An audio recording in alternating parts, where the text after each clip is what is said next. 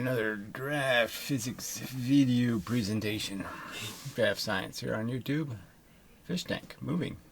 Anyway, so, fish sort of has lots of metaphorical purposes, but they are actually your ancestors. You are basically just a fish. You know, that's where it started in terms of having a shape and a form that really means something, was the fish, the key ingredients. You know, hundreds of millions of years of evolution, and are you doing better than the fish? You know, have you improved your function? And I would argue that most of you aren't. You're still fooled by, stuff painted purple. A bunch of plastic and fake crap, and you think it's a real world, and you're living in the real world, and, you're just being duped. It's like you can fool fish like all of the time. Not too many of them are. Well, some of them do. Some of them just go belly up. They see the purple coral, say too silly, and just flip upside down and say, fuck it, I ain't doing this anymore. But most of you just you fall for it. You just sit there and play like, oh, it's a game, I'm playing, I'm winning. No, you're failing. So, like I said, all this brain power, you have so much more. They have little tiny brain, you have this big giant brain. And are you really navigating any more of reality than they are? And I'd argue that no, most of you aren't. You're just duped, fooled, snookered like dumb fish. You fall for anything. So I'll start the video with an insult, just because it is tragic and sad, pitiful. That you just haven't got the reasoning skills to figure out purple just isn't realistic. Entanglement sounds like wooey bullshit. How about showing me some proof? Real proof. Something I can actually see. But anyway, yeah. So moving on, we'll get to a video. I already made this video again. I don't know, something. It's just lately that, just haven't been lucky. Had a few tragedies take place in the recording process. Don't know why. So it seems working fine. It's making a video, so just have to hope it'll continue to do so. Maybe I'll stop in the middle just to, glue the thing together, just to make sure I get something out of this trouble. So anyway, so I did get an email from someone who linked me to this David LaPlante. And, he's some nutty guy selling, a magnetic, wonderful health cure thing. It's just, this stuff has been going on forever, this snake oil crapola. And these people, they say, okay, even if they're not in for the money, they're in it for something, And it's just such bad physics, and it's just, it's just sad that, and it's got, one of his videos here, it's got 176,000 views. And it's complete nonsense. It's worse than Ken Wheeler. He has so many moving parts. A single photon is zillions of little bits whirling around, and, just too silly. So, I can't even play it because it's too silly. So I won't. Yeah. So, I guess I'll do the video I just did, attempt to have, well, I can't even feign enthusiasm of any kind, This, part of me just says, I've already made the argument so substantially. I've made such a substantial argument already. So the 3 videos in the subjects playlist, the one says, what is a photon, what is gravity, and what is energy, pretty much blow up conventional physics, blows up general relativity, blows up quantum mechanics, and certainly blows up the credibility of physics as a science. The whole momentum theorem is just too silly. The 1/2 mv squared nonsense. It's so overtly stupid And again, there hasn't been a single counter argument explaining how it does make sense. That somehow it really does happen that way. You know, big heavy thing hits light thing has more energy than big heavy thing did. Even though there's no reasoning for it. You know, big elephant, you know, sneezes, it just hits you with its trunk. You know, there's as much energy in that as a bullet going through your head. It's just a fact. Yes, the bullet can do more damage, but energy-wise, same energy. You know, quit pretending the truth is something else. I mean, quit defending a physics that can't figure that out. You know, a physics that says they're so technically precise, and they've measured all of these decimal places and done all of this precision, and they have a formula this fucking stupid. I mean, for 100 years, it didn't even have the half in front of it. It's that bad, right? So they had the formula, it didn't even have the half in front of it. They just stuck that in one day. A couple of guys said, well, maybe we put this half in because this number's outrageously inaccurate. So it'll just be terribly inaccurate instead of outrageously inaccurate. But it's still inaccurate, still garbage. No reason for it to exist. No good reason. Yet they're stuck to it like purple coral. It's pretty. We like it. So anyway. Yeah, this is just so. I mean, I'm just sitting here pleading with you. Use your brain. Don't be a dumb fish. I mean, you shouldn't fall for this stuff. The stuff they tell you is just such garbage. So the universe is really so simple, right? It's just movement, right? I could do this trip. What do you think the right answer is? What do you think the universe is made out of? Yeah, it's made out of moving matter. That's it. That's all you see of it anyway. And the rest of it's all invisible, right?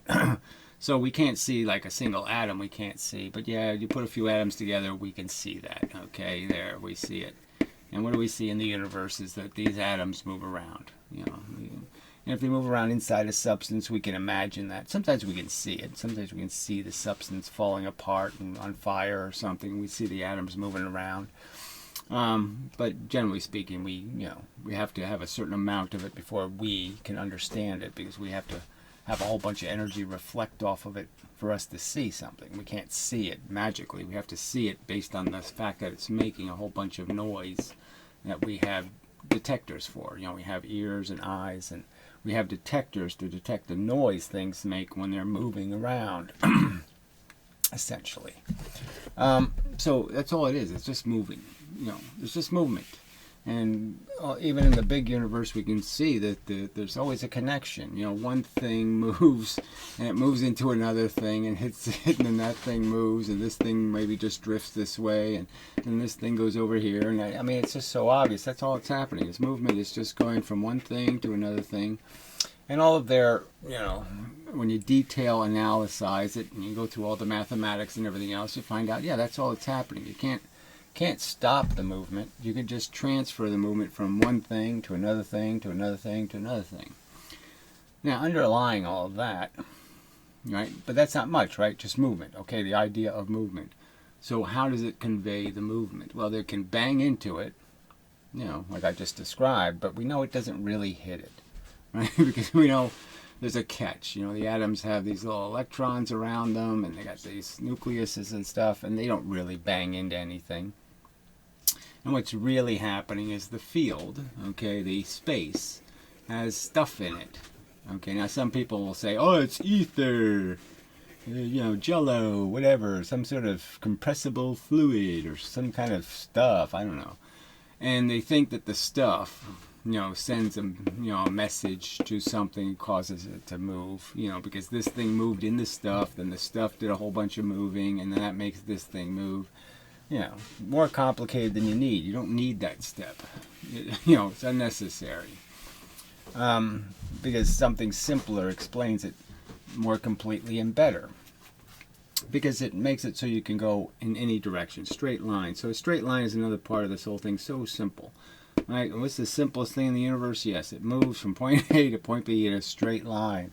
It doesn't go here and then over here and over here. No, it doesn't do this kind of shit. It doesn't do some kind of complicated thing.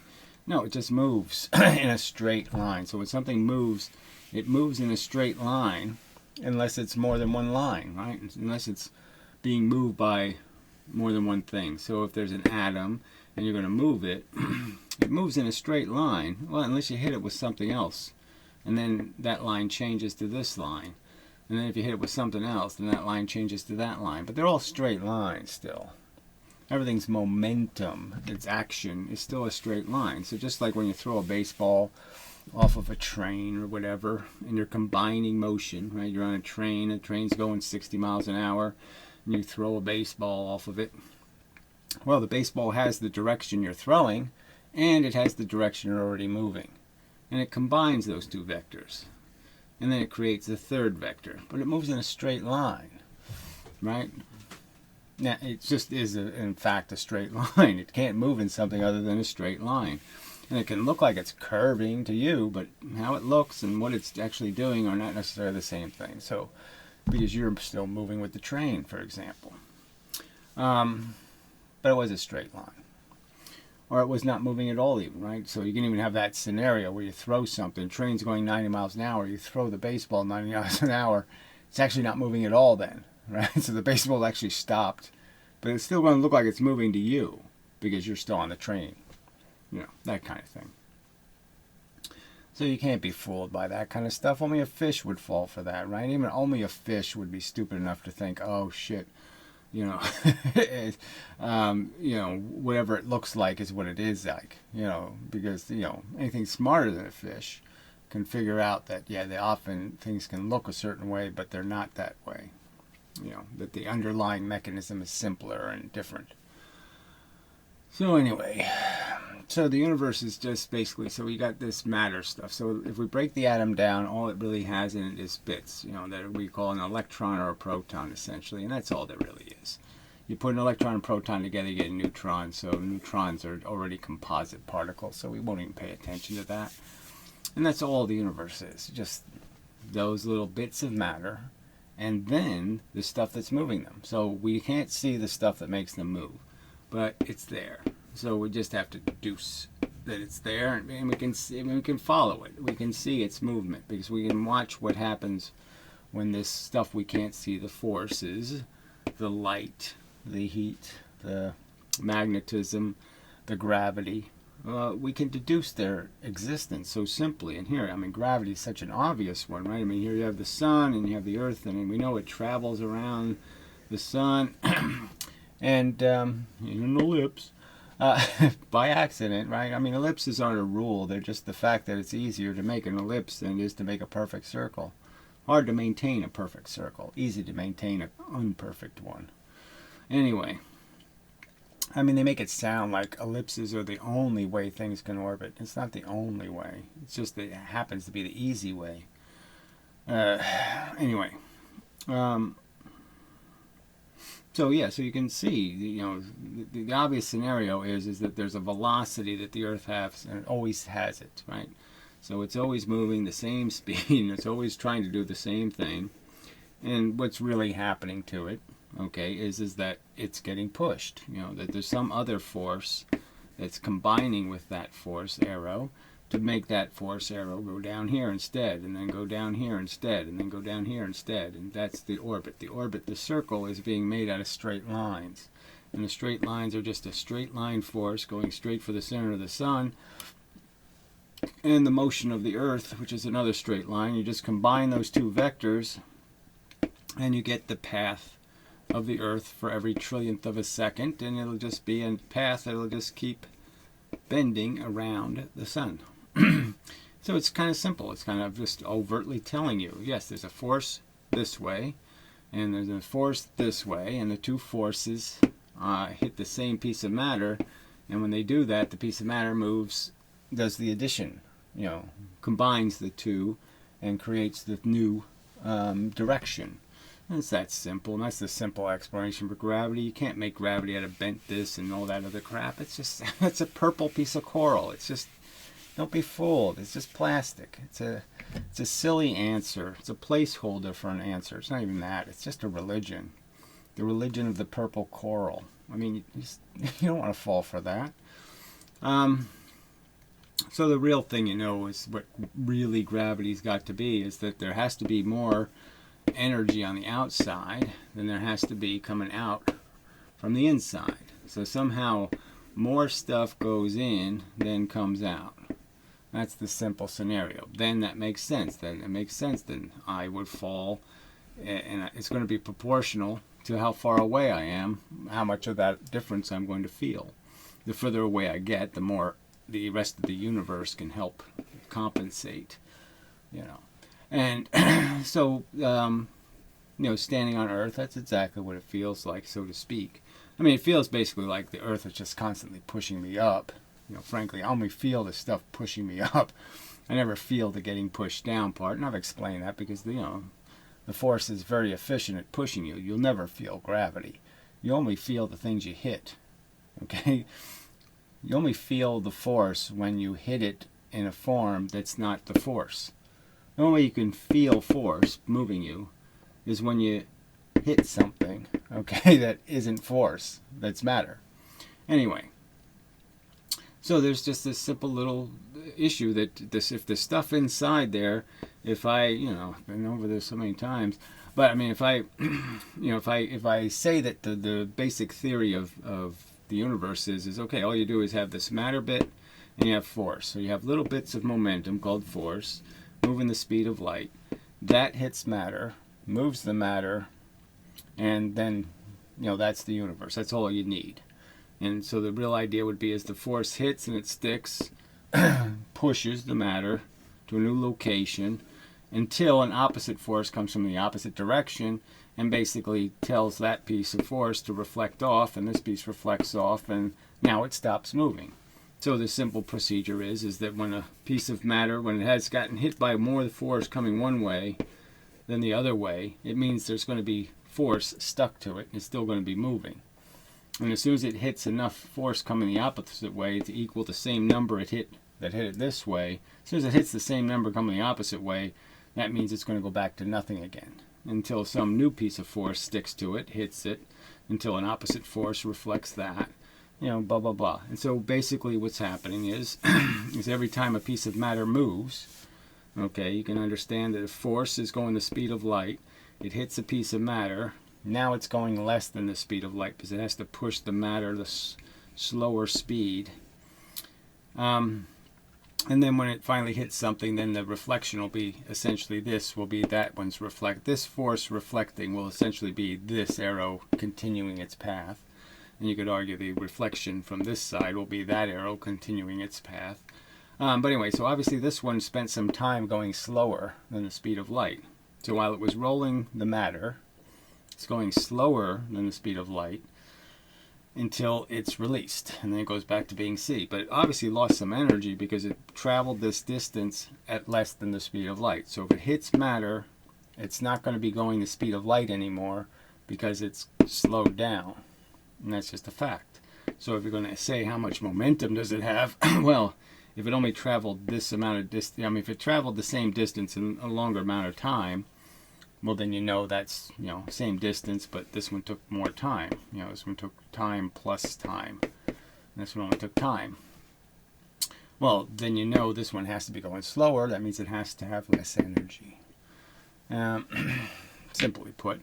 So that's why there's less energy coming out of the Earth, is because every time an electron or proton moves, every time it they jiggle in the atom, every time an electron moves one way, it absorbed a little bit of energy going that way because a force bit had to move it from point A to point B. And then if it gets moved back from point B to point back to point A, well, that's absorbed a little energy too. And then obviously it's going in all the other directions too. And so every time there's an electron in the universe, basically going back and forth, moving, jiggling, because the field is hitting it from all directions all the time, it's constantly being bombarded.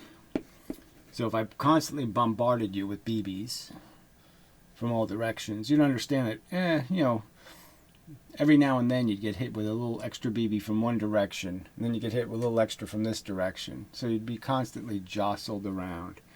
And every time all the time that's happening, you're taking a little bit of energy out of the universe, and so therefore the universe has a little less energy in it just because you slowed down the force a little bit.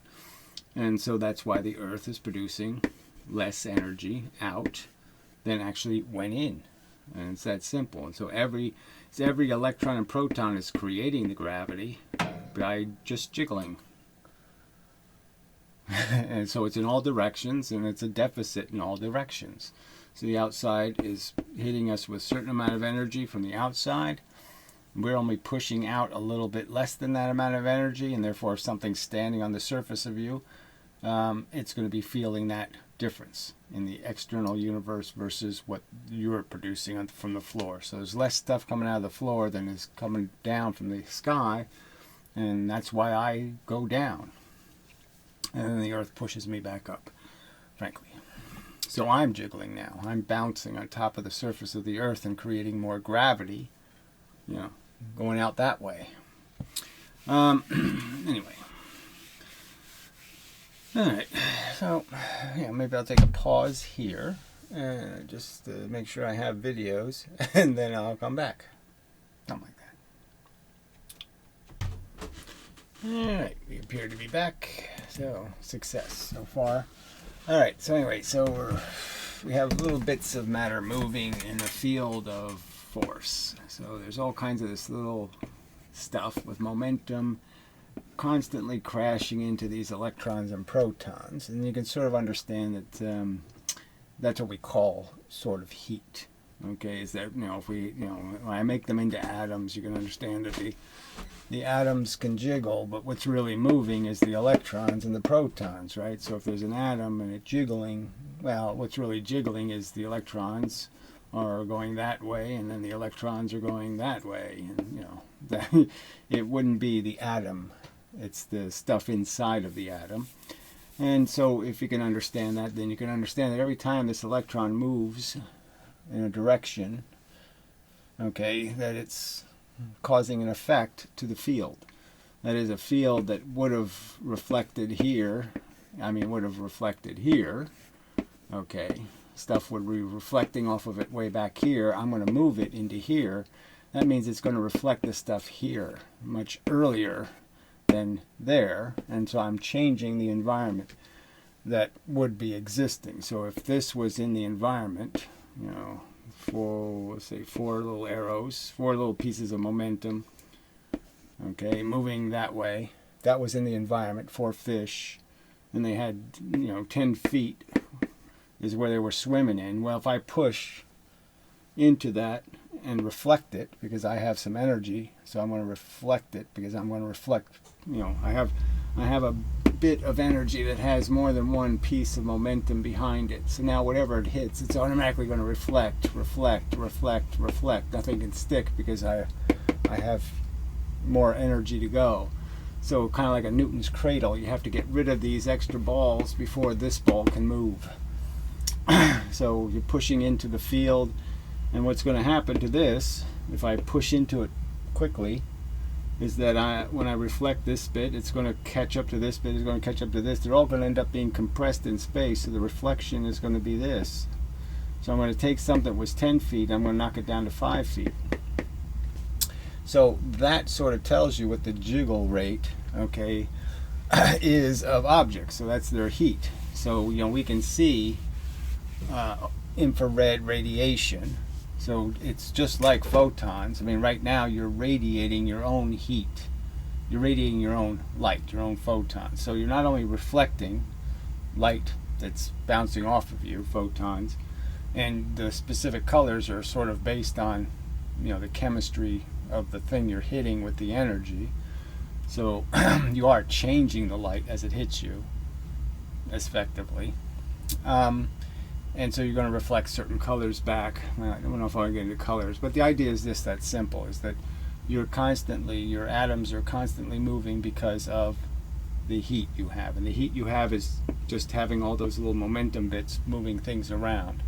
So you're moving, lots of bits moving back and forth, lots of bits moving around, and that movement is essentially a hand pushing in one direction and a hand moving away in the other direction, reflecting less. So on one side you reflect more, you compress the energy. The other side you expand the energy by moving away. You could sort of understand that all the energy between my hand and this position, all of that energy that would have hit my hand isn't going to hit my hand now anymore. So there's not going to be a reflection. until it reaches my hand way back here. Yeah. So I've expanded the space. So the energy comes in and it's now leaving, with a pattern, okay, of compression. So this kind of random stuff can come in, and then you can kind of turn into something that's not random. That is, it's going to push it out with a frequency. It's underlying resonant jiggle rate, and that'll be a signature that's essentially you're always producing. So you're always producing a color of light, so to speak, that has to do with your temperature. And you can have a little thermometer, that can actually see what color that light is in terms of what frequency it is, and based on its frequency tell what temperature you are. And it's just because your atoms are constantly compressing, okay, and at a rate. So there's stuff that's scattered like this distance. Well, that's too tight. This distance, and you're clumping it into a clump like that, and then you're creating another clump where you've did that, so you push in and create a clump, and then you push out again and you create another clump, and then you push out again and create another clump. Every time you move forward into the field, you're clumping it. Every time you go back, now you're creating the nothing here. And then when I move forward again, I clump it again. And then when I move back, I declump it again. I unclump it. I expand the space. Nothing reflects. And I push into it again, I clump it again. So you can just and this is the frequency of the rate at which your body is vibrating. And it's a signature, and it's a temperature, and it can be detected just like a photon. It's detectable. Okay, so it's kind of evidence of the connection. It gives you this kind of ability to see the connection between what you're radiating isn't something you're radiating. Like, I'm not giving up any force, so to speak. All I did was move my electron from point A to point B. All right, I didn't shoot an electron at you. I just moved it from point A to point B, and then back again, and then forward again, and then back again. That's all I'm doing. That's all my physical body is doing. Now, technically, to do that, it has to actually shoot energy out, and the energy has to hit it and stop it, and then start it again, and then stop it, and then start it. So it is, in a sense, I am shooting energy out. There is pressure inside that's pushing out. Okay, but it has to do it through the conduit of the matter. The matter is the conduit to allowing the energy to communicate with the energy. The energy on the inside can't communicate with the energy on the outside by itself. It has to have the matter do the interpretation. The matter does all the math. The forces do all the action. They cause all of it. The stuff moving the speed of light is the cause of every interaction, every action. But the way the action turns into something is because of the matter. The matter is telling you how much force is there in any circumstance, because where it's moving is telling you what the pressure is. So anytime something moves from point A to point B, high pressure here, low pressure here, relatively speaking. So you know the answer. This had to get hit with a gamma ray, or this had to get hit with some kind of matter to force it to point B. It didn't go there because it wanted to. It didn't go there by a magical process. It had to be pushed there. Actual force had to push it to point B. And in going to point B, it banged into a bunch of force, and that stopped it. And now it's going to go back in, because as it pushed out from B, it created an imbalance in its pressure with the protons here. And now the protons are basically going to say, I'm not pushing on you. And the electron's going to go back in again. So it's just going to keep being pushed between those two extremes, where it gets pushed by the extra pressure, and then it stops, and it says, what does the world say to me? And it says, oh, there's more pressure out there than there is this way, so I'm going to go back this way. And it's charge that's doing that, not gravity, but it's the same. The theme is the same. It's always just, where's the pressure? And that decides how it moves. So it is pressure that moves it. But again, the electron doesn't fly from me to you. All it does is move, like this hand.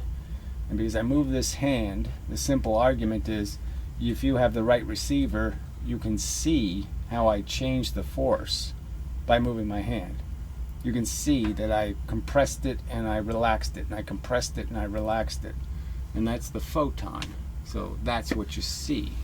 A light, photon, or radio, they're all doing the same thing. They all just have different polarization, because of how they're produced atomically. But polarization is more about landing than it is emitting. Light isn't polarized by how it's emitted, it's polarized by how it's received. And it's probably in the case of infrared anyway. Infrared is going everywhere. So I've never seen an infrared polarizing filter. That would be that's an interesting subject. We'll have to look that up and see if anybody has an infrared camera where they can polarize the infrared photons.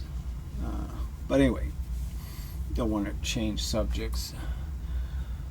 Alright, so we'll take a little pause and then move on to the next segment, whatever that will be. Alright, back. So a little bit more on traps, maybe, and the role they play in changing the universe, right? If it was just electrons and force flying around, not much would happen until these things got close to each other in arrangements. And you really can't arrange electrons because they would constantly reflect energy back and forth, right? So you could just see that if it was just about reflections, you couldn't really create anything. So I really do have to just throw in a little bit here about the fact that the universe has just one more complication. It's not big, so I've given you a universe just so simple, right? It's just energy moving the speed of light, and then it rolls pieces of matter, and that's it. And because that has an implication, moving the piece of matter has an implication in terms of when things reflect. The only complication is there's two kinds of force, two kinds of matter, two kinds of interaction. And so there's this electron universe, you could call it, right? And then there's a proton universe, okay, and a force commensurate to protons. And you could kind of argue that they could have their two separate universes and the two just blended into each other, or however you want to look at it, whatever story you want to tell regarding that fact. But so these things are doing the simple thing, where this is the pink force rolls the pink things, the blue force rolls the blue things, and the one catch is that when a blue force goes into a pink thing, it doesn't roll it. The blue force gets diverted, okay, and there's a consequential pink force that goes this way, but I don't want to get into that.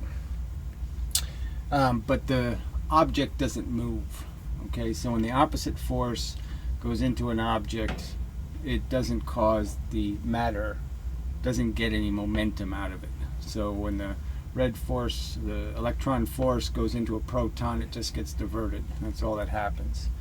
Okay, so that's your simple two kinds of energy, two kinds of matter, two kinds of interaction. Either you push it or you don't push it. Well, pushing would be, obviously when the blue force hits the blue object moves until another blue force hits it. So that's the simple catch. So then with that simple mechanism, then you can create these more complex arrangements of matter that allow you to essentially trap energy. Now I could trap it with the other mechanism, right? With the simple mechanism, I could just say, as I bring two, there would be energy trapped between here, reflecting constantly as pressure. And if the external universe applies a pressure that's even to that pressure, the same amount of little bits are hitting from the outside is reflecting back and forth on the inside, then it would be at equilibrium. But if I push this closer together, then it's going to want to push out because there'd be more reflections in a smaller amount of space. So I've used ping pong paddles as an example. With a ping pong ball between them, right? If the ball had permanent energy, you could understand the closer I bring the paddles, the faster the ball bounces, the more times it hits at the same velocity, therefore the more energy.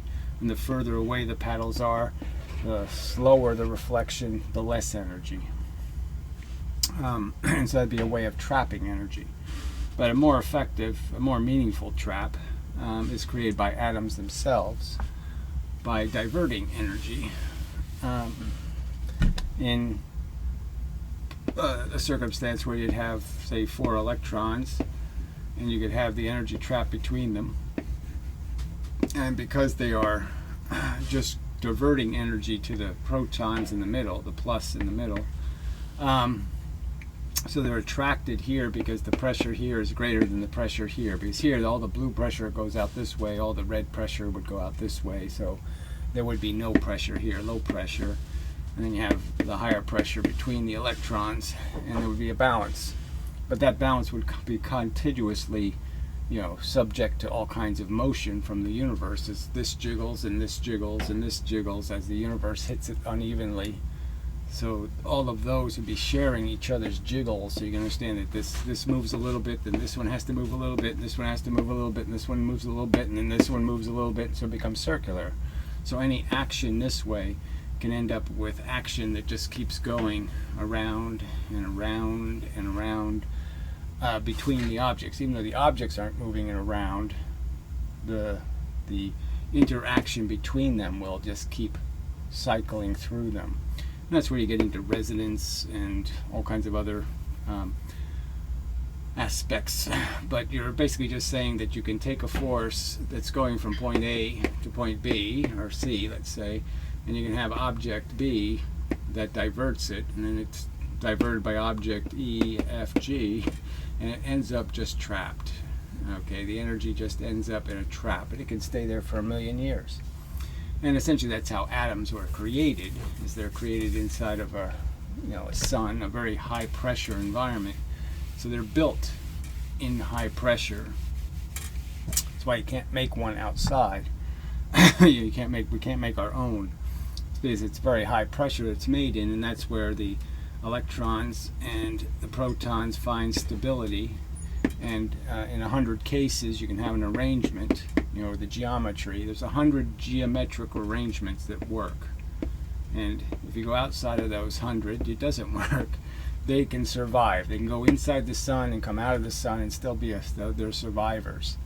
Because the geometry is so good that it can survive a huge change in the external pressure. So even though you're making a huge change in the external pressure pushing the atom, it expands as it comes out of the sun, and it survives the expansion, and the arrangement survives. And so that's an atom of gold, or an atom of carbon, or an atom of hydrogen, or an atom of anything. It's a survivor. Okay. So you can sort of understand that the universe can end up having lots of this force stuff, can end up getting trapped inside of these little atoms, going essentially vibrating them in circular motions or back and forth, even oscillating. And as that happens, there's less of it out here because there's more and more of it inside the atoms. So the more the universe makes heavy atoms, the more energy it's pulling out of the field to do that. And theoretically, over time, gravity would get less strong as you've now taken energy that was outside and put it on the inside. So that would be a theoretical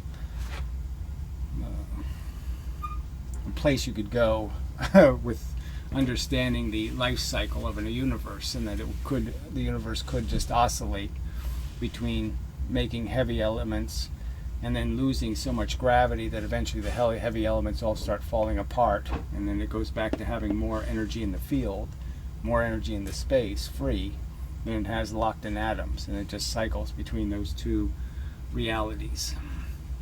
And that would explain a lot of stuff, actually. Explain why quasars, explain why galaxies in the past, the ones farther away, are smaller and brighter, and then the ones closer, which are bigger and less bright. Things like that would be explained. But everything would be, you can explain all this stuff with better theories, and that's the whole point. I mean, even, the whole redshift Big Bang argument, when, they know there's a bunch of atoms in space, that the light could hit the atoms, and through quantum scattering, the fact is that the frequency goes down with each interaction with an atom. You lose a little tiny bit of your frequency, little bit with each atom. And that would explain why the things far away are redshifted. You know, you don't need any theory of expansion and all that other stuff. And so anyway, maybe that's just enough of a video, and I'll just call it a day. I mean, I've made lots of arguments about things that are in the physics that are really obviously wrong. Okay, they're real deceptions, real distortions. Again, the 3 videos, I'll link them in the description. They just abolish any necessity for you to believe in all of this wooey crap that they're selling you as the truth. It's all just fake. It's all a bunch of purple coral. It's plastic. You know it's plastic. It's not the right answer. It's a synthetic, fake human answer. And it's got the smell of being one of those answers like a god. You know, a really made up, human-centric, human-glorifying answer, you know, rather than the truth. The truth is we are just fish. We do have a nice big brain, and we should be able to use it and do things with it. And my argument to you is you're failing to use it right if you're going to keep being fooled by purple coral. So just stop being fooled. Simple answers work. The universe is made out of straight lines. It's a very simple momentum thing, movement in straight lines. The whole thing can be, if we had a big enough drafting table, you could just draw the whole thing with a ruler and a pen, making straight lines, because that's all it's about. Nothing else going on here. Just a lot of lines. A lot of them. Yeah. So many lines. Alright, anyway. Tired. Yeah, sorry, just ran out of energy to make this video twice. So the other video had other stuff in it, but it's just not this one. So till the next time, when maybe I won't be quite as fed up. Oh, I wonder if this will work. Ah, it did. Alright, so this has been a DraftScience video presentation. Till next time and such.